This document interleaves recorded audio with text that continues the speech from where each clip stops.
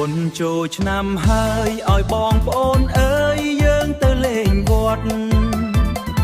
បុណ្យចូលឆ្នាំហើយឲ្យបងប្អូនអើយយើងទៅលេងវត្តឲ្យបងប្អូនអើយយើងទៅលេងវត្ត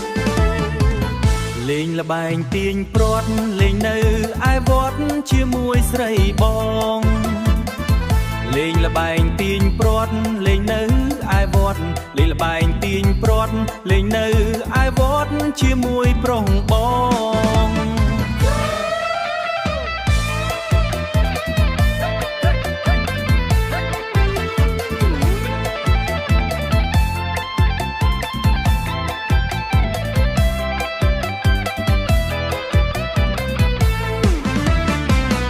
លេងលាក់កនសែងលេងចាប់កូនខ្លែងបងអង្គុញផ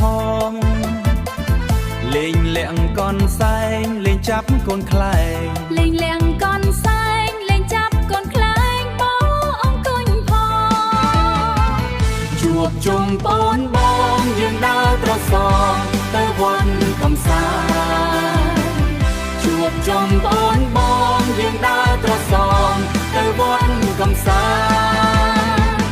ជួបជុំបងបងយើងដើរត្រសងទៅវត្តកំសាន្តបុណ្យចូលឆ្នាំហើយឲ្យបងប្អូនអើយយើងទៅលេងវត្ត